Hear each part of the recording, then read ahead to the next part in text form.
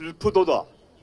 저 개되지만도 못한 소위 우리 정부의 대신이란 자들은 자기 일신의 영달과 이익이나 바라면서 위협에 겁먹어 머뭇대거나 벌벌 떨며 나라를 팔아먹는 도적이 되기를 감수했던 것이다.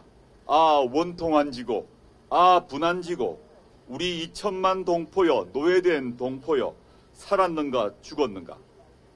이 피 끓는 경무는 시일야 방성대곡의 일부입니다. 1905년 바로 오늘 황성신문 장지연 주필이 쓴 글입니다. 120년을 뛰어넘어 대한민국 곳곳에서 시일야 방성대곡이 울려 퍼지고 있습니다.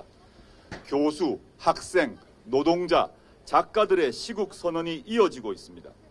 국민 분노가 터져 나오고 있습니다. 정치는 국민의 뜻을 받아 펴는 것입니다. 정당은 국민의 마음을 담는 그릇입니다.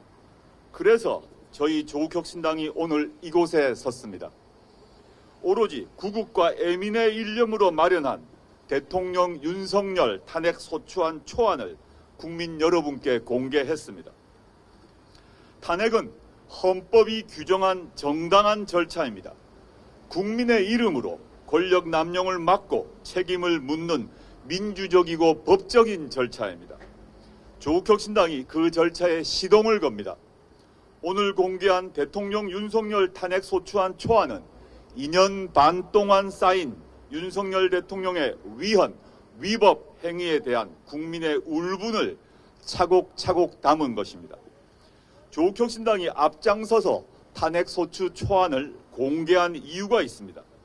무도하고 무책임하고 무능한 검찰 독재 정권, 김건희 씨가 이끌고 무속인이 뒤에서 미는 윤석열 정권을 조기 종식할 골든타임을 놓쳐서는 안 되기 때문입니다. 조국혁신당은 7월 25일 3년은 너무 길다 특별위원회를 출범시켰습니다. 탄핵소추안 준비위원회 국정농단 제보센터를 가동 중입니다. 국민을 대신하여 공적 응징을 준비 중입니다. 윤석열 김건희 공동정권은 총선 그리고 그 이후 국민적 분노와 경고에도 국정농단과 헌법 파괴, 불법 행위를 눈덩이처럼 불려왔습니다. 심대한 잘못을 지속적으로 벌이고 있습니다. 더 이상 놔둬서는 안 되는 지경에 이르렀습니다. 창당 전부터 3년은 너무 길다를 외쳐온 조국혁신당은 윤석열 김건희 정권이 개선될 가능성을 도무지 찾지 못했습니다.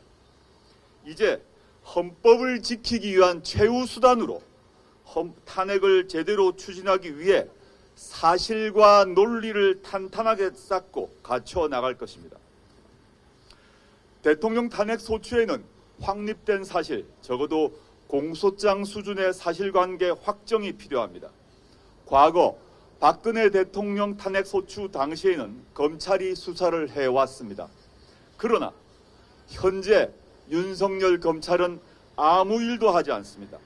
대한민국 검찰은 윤석열 김건희 부부 앞에 가면 애완견이 되지만 반대파의 앞에서는 맹견, 탐지견으로 표변합니다. 숱하게 쏟아지고 오늘도 터져나오는 의혹과 사실을 깡그리 무시합니다. 오히려 윤석열 김건희 부부를 비호해주는 방탄 검찰관으로 전락했습니다. 그렇기에 특별검사가 필요합니다. 그렇기에 국회의 국정조사도 필요합니다. 현 정권의 잘못을 백일하에 드러내야 합니다. 조국혁신당은 탄핵소추안 초안 공개를 계기로 모든 야당의 특검법 처리와 국회 국정조사 추진을 촉구합니다. 오늘 저희가 공개한 것은 탄핵소추 초안입니다. 앞으로 국회, 언론, 국민의 의지와 노력을 통해 더 많은 증거와 이유로 채워질 것입니다. 국민의 간절한 여망과 절절한 진심은 그 어떤 법률 조항보다 준엄하게 탄핵 소추의 사유로 작용할 것입니다. 조국혁신당은 대통령 윤석열을 파면한다라는 헌법재판소의 결정을 구하기 위해 국민과 함께 끝까지 가겠습니다. 감사합니다. 윤석열 대통령 탄핵소추안의 요지를 설명드리겠습니다. 헌법 65조 1항은 대통령이 그 직무집행에 있어서 헌법이나 법률을 위배한 데 탄핵을 소추하도록 하고 있습니다. 먼저 탄핵 소추 사유에 대해서 말씀드리겠습니다. 15가지 사유를 소추안에 담았습니다. 먼저 도이치모터스 주가 조작, 불기소 관여 행위입니다. 수사를 방해하고 기소를 방해한 혐의로 직권 남용 및 공익 실현 의무 위배가 해당되겠습니다. 다음에 서울 양평 고속도로 노선 변경 특혜입니다. 역시 마찬가지로 사익 추구로 인한 공익 실현 의무 위배 및 뇌물죄 또는 제3자 뇌물죄에 해당하겠습니다. 또 대통령 배우자의 명품백 수수 의혹입니다. 역시 공직자윤리법, 청탁금지법에 위배되고 변호사법 위반이나 알선수재죄의 혐의도 있습니다. 대통령 집무실 및 관저 신축 비리입니다. 감사원법을 심각하게 위배하였고 여러 가지 사익 추구나 뇌물 제공의 혐의도 있습니다. 다음에는 직권 남용 부분입니다. 헌법을 준수하고 수여해야 할 의무를 위배한 부분입니다. 먼저 거부권을 남용한 부분입니다. 헌법 53조에 따른 이익 충돌 등의 경우에 거부권을 남용하면 안 된다는 의무를 위배하여 현재까지 24회에 걸쳐 거부권을 남용해 왔습니다. 이 중에는 김건희 특검법 3회, 또 최해병 특검법 3회가 포함되어 있습니다. 다음에는 최수근 해병 사망한 사건에 대한 축소 수사 외압 및 은폐 시도입니다. 이 부분은 사건 수사를 축소하거나 은폐해서는 안 된다는 직권남용뿐만 아니라 범인 도피죄에도 해당되고 있습니다. 다음은 세관 마약 수사 외압 직권남용입니다. 일명 백혜령 경정 사건으로 이 세관 직원이 대규모의 마약 밀 반입에 관여했다는 부분에 대한 축소 외압이 있었습니다. 역시 직권남용이 문제가 되겠습니다. 다음에는 대의민주주의 또 정치적 중립 의무 위배가 되겠습니다. 대통령이 이준석 국민의힘 대표를 축출하는 등 당대표 선출에 개입하고 국회의원 공천 등에 개입하는 당무 개입은 정치적 중립 의무를 위배하고 대의민주주의를 위반하였습니다. 또 공직선거법 위반에도 해당이 됩니다. 다음에는 명태균 국정농단 게이트입니다. 이 사안은 다시 대선 여론 조사 및 조작, 국민의힘 공천 개입, 창원 산당 국정 개입, 대우조선해양 노사관계 국정 개입으로 나눌 수 있습니다. 이 부분은 공직자윤리법 및 부패방지 권익위법을 포괄적으로 위반했을 뿐만 아니라 공무원의 당내 경선운동 금지, 또 공무원 등의 선거 관여 금지 등 공직선거법을 광범위하게 위반하였고 정치자금법 위반, 그밖에 특정 범죄 가중처벌 등에 의한 뇌물죄 위반 등의 여러 가지 광범위한 혐의가 문제가 되고 있습니다. 특히 창원 산단이나 대우조선해양 관련해서는 공무상 비밀유지 의무를 심각하게 위배하였고 재산권 보장과 시장 경제 질서 및 노동 기본권 보장도 침해하였습니다. 다음에는 법치주의 위반입니다. 국회 입법권을 침해하는 시행령 통치 부분이 되겠습니다. 법무부와 그 소속기관 직제 등을 통해서 법무부 인사 검증을 법률의 취지에 반해서 위법하게 실시하였고 행정안전부 직제 개정을 통해서 행안부 경찰국 역시 법률의 취지에 반하여 설치하였습니다. 또 검사의 수사 개시 범죄 범위에 관한 규정을 개약하여 검찰권 남용을 할 수 있도록 하였고 국정원 개혁을 퇴행시키는 안보 침해 범죄의 대응 업무 규정도 시행령 통치에 포함됩니다. 다음으로는 헌법 전문 등을 위배한 부분입니다. 대한민국 임시정부의 법통을 부정하고 뉴라이트 인사 등을 지속적으로 임명함으로써 헌법 전문을 위배하였고 강제동원 제3자 변제한 및 위안부 문제 등 대일 굴종 외교를 통해 역시 헌법 전문 등을 심각하게 위배하였습니다. 다음은 재해 예방 의무 및 생명권 보호 의무 위반 부분입니다. 일본 후쿠시마 오염수 해양 투기와 관련하여 부작위를 통한 재해 예방 의무를 위반하였고 특히 이태원 참사 등을 통해 생명권 보호 의무를 구체적으로 위반한 부분이 있습니다.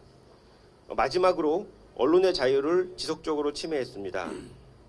MBC 등 특정 언론에 대해서 언론 자유를 지속적으로 침해해왔고 방통위와 방심의 노골적 방송 장악의 시도가 있었으며 방송 사건에 대한 사법에 대한 거부권 행사 등으로 역시 헌법을 심각하게 침해하였습니다. 이와 같은 대통령 윤석열의 탄핵 사유는 헌정 중단을 압도할 정도로 중대한 법 위반과 피서추자의 국민 신임에 대한 중대한 배반에 해당하기 때문에 저희는 오늘 탄핵소추안을 작성하여 공개하기에 이르렀습니다. 여기서부터 잠깐 주목해 주시기 바랍니다. 제가 구독자분들을 위해서 깜짝 선물을 하나 준비했는데요. 제가 항상 여러분들께 뭐라고 말씀드렸나요? 뉴스만 평소에 잘 챙겨보셔도 돈이 된다. 돈을 벌 수 있다라고 말씀드렸는데요. 자, 여러분들 여기 보이는 각종 뉴스, 코로나 유행 사건, 러시아 우크라이나의 전쟁, 엔비디아의 실적, 트럼프와 김정은의 관계 등등과 같은 뉴스를 보게 되면 여러분들은 어떤 생각이 드세요? 그냥 뉴스만 보고 끝내는지 아니면 이 뉴스를 어떻게 이용할 수 있는지 이 부분을 고민하고 계시는지를 되물어보고 싶습니다. 자, 그 이유가 뭐냐 하면 제가 지난 1월 여러분들께 뭐라고 말씀드렸나요? 지금은 반도체 산업에 관심을 가져야 한다. 뉴스만 보고 그냥 넘기지 마시고 한번 투자적으로 고민해 보셔야 한다라고 말씀을 드렸습니다. 그리고 나서 이런 썸네일을 유튜브나 뉴스를 통해서 많이 보셨을 텐데요. 이런 반도체 산업이 이슈가 되었을 때 부자들은 어떻게 생각한다고 했나요? 반도체와 관련된 투자 수단은 뭐가 있는지, 어떤 주식이 가장 좋은지, 어디에 투자해야 돈이 몰리는지 자연스럽게 생각한다고 제가 말씀을 드렸죠. 그 이유가 부자들이 봤을 땐 이슈가 돈으로 이어지고 그 이슈가 나에게 돈을 벌어준다는 경험적 확신이 있기 때문에 부자들은 항상 이런 사회적 이슈와 돈의 흐름을 관심 있게 쳐다본다고 제가 말씀드렸는데요. 이번에도 마찬가지입니다. 제가 지난번에 시청자분들과 함께하는 주식으로 수익 내기 이벤트를 진행했었는데요. 당연히 100% 무료로 진행되었고 자 여기 보시면 아시겠지만 제가 지난번에도 저한테 구독이라는 문자를 보내주신 모든 시청자분들께 이렇게 반도체 관련주 중에 많은 종목이 아니라 가장 급등할 확률이 높은 딱 한 종목, 한미반도체 한 종목만을 추천드렸어요. 그러면서 여기 나와 있는 대로 정확히 얼마에 매수해야 하는지, 수익률이 얼마가 나왔을 때 팔아야 할지 정확히 말씀드렸는데 지금 실제로 어떻게 되었나요? 오른쪽을 보시면 아시겠지만 제가 1월에 문자로 한미반도체를 소개해드리고 나서 실제 3배 이상의 급등이 나왔죠. 그래서 당시에도 굉장히 많은 분들이 제가 드린 이 종목으로 수익을 크게 내실 수 있었는데요. 다시 한번 수익 축하드리고 이번에도 마찬가지입니다. 최근 우리나라뿐만 아니라 국제 정세가 매우 불안정합니다. 과열된 AI 이슈와 함께 채권 가격과 일본 엔캐리 트레이드 청산으로 휘청거리고 있는데요. 이제 하락장의 초입으로 다양한 징후들이 나타나고 있습니다. 이제 본격적으로 금리 인하와 함께 하락이 더 심해지면 일반 개인들은 결국 더욱더 시장을 외면하고 가장 싼 가격에 울며 겨장 먹기로 손절하기 마련일 텐데요.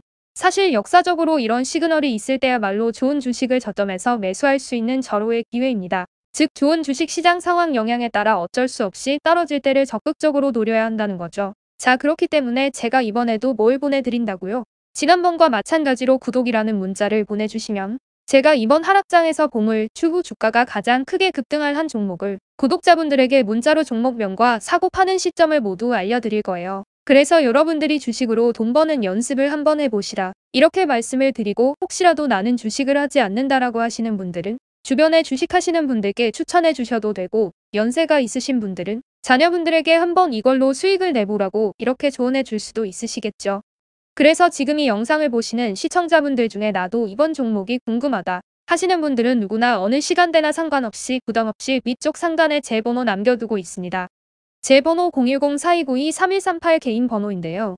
지난번처럼 구독이라고 보내주시면 제가 이번에도 똑같이 무료 추천 급등주 문자를 보내드리겠습니다.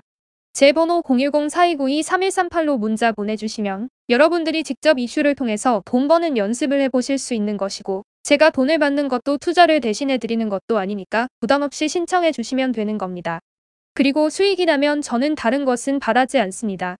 제 채널에 구독, 좋아요 한 번씩만 눌러주시라 이렇게 다시 한번 말씀드리겠습니다. 긴 영상 시청해 주셔서 감사드립니다.